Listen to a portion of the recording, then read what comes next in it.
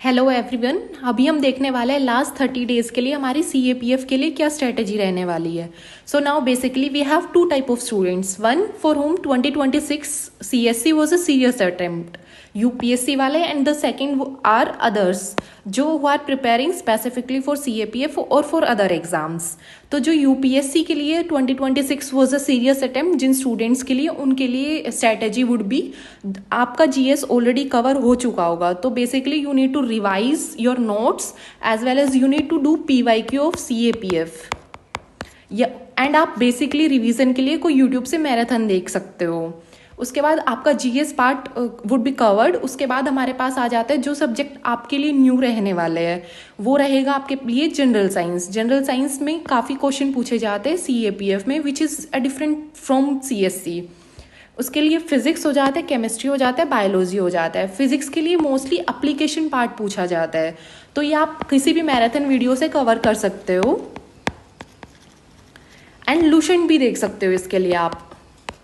उसके बाद हमारे पास आ जाता है केमिस्ट्री। केमिस्ट्री के लिए Lucent would be sufficient, and आपको PYQ तो करने ही है सबके।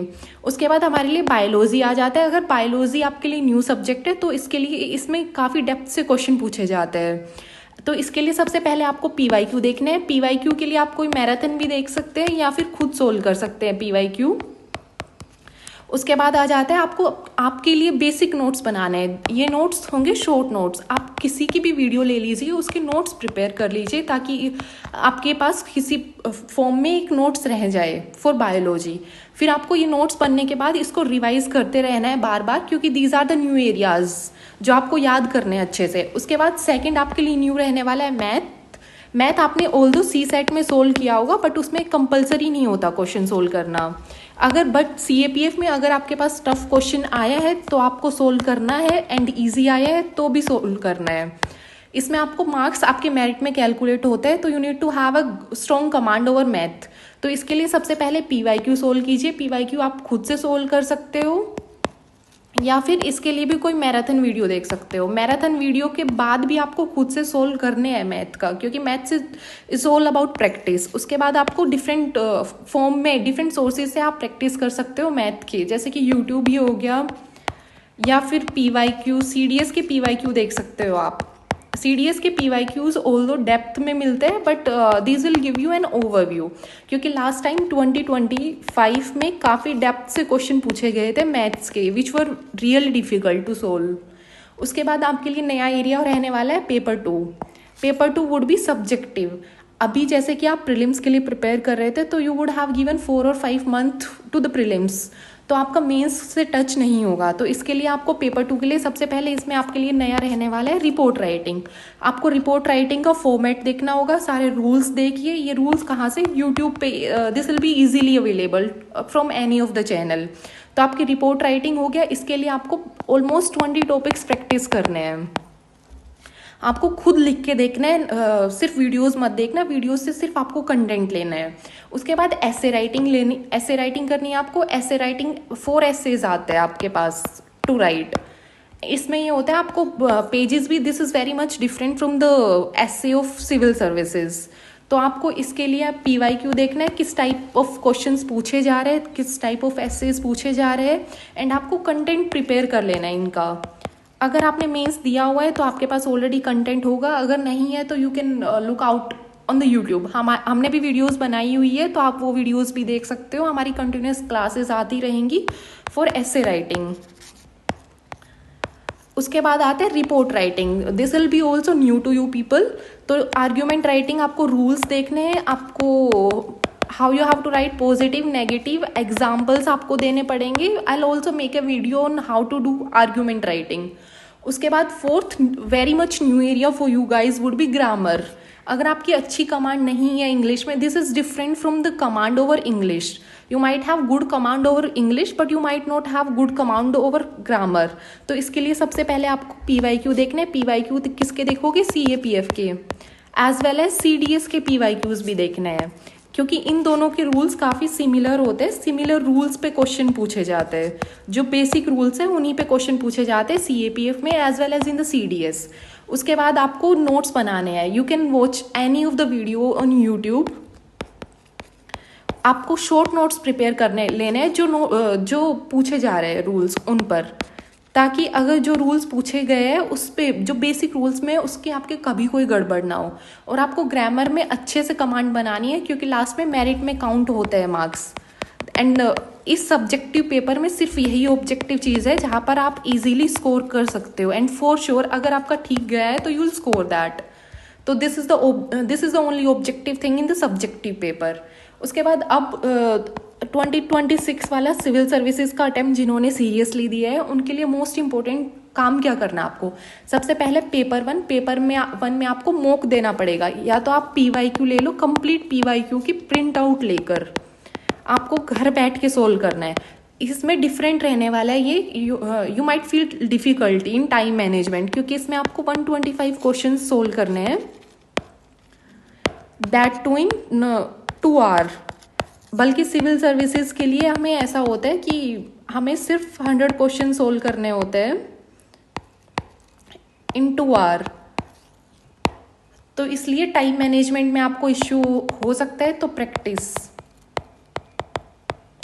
उसके बाद आपको पेपर 2 के लिए अगेन आपको मॉक लगाना है। मॉक किसके लिए होगा? आंसर राइटिंग प्रैक्टिस, क्योंकि अभी आप टच में नहीं हो आंसर राइटिंग प्रैक्टिस से, so you need to manage time in that as well. तो आपको प्रीवियस ईयर लेना है, इसमें प्रीवियस ईयर ले लो और साथ में किसी कोचिंग का भी ले सकते हो आप। PYQ इज मस्ट, ये आपको कॉन्फिडेंस दे देगा और न्यू एरियाज एक्सप्लोर करने का भी टाइम नहीं है, तो it would be better if you attempt PYQ। उसके बाद अब आ जाता है हमारे पास अदर स्टूडेंट्स जिनके लिए या तो जो सिर्फ CAPF के लिए प्रिपरेशन कर रहे हैं या फिर जो अदर एग्जाम्स के लिए प्रिपरेशन कर रहे हैं। आपके पास ऑलरेडी GS के नोट्स अभी तक हो चुके होंगे, I hope so.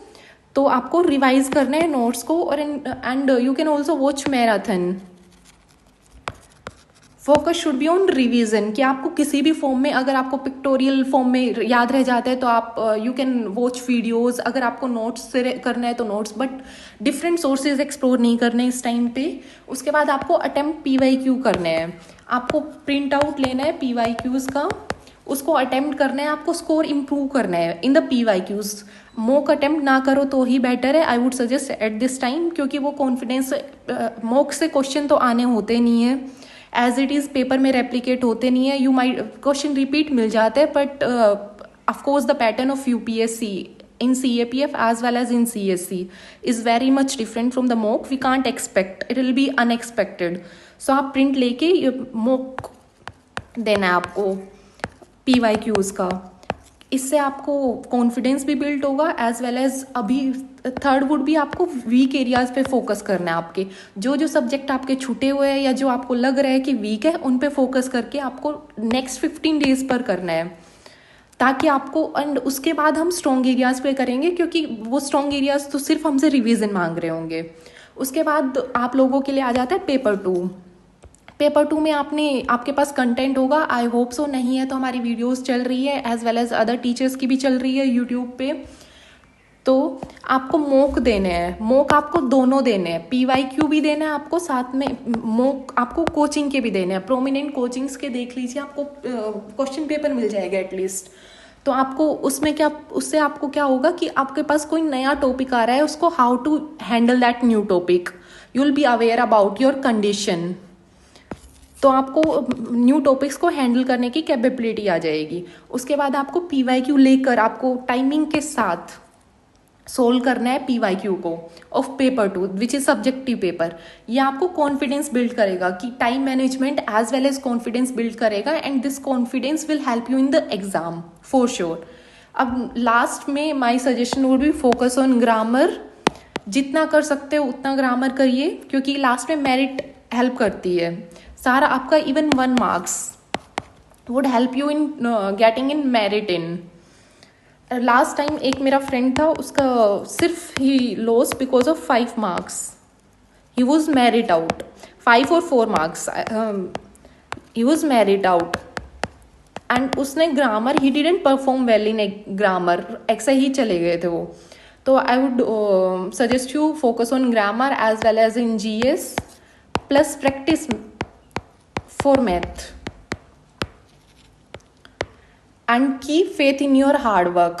I know you have done it and you'll do it for sure.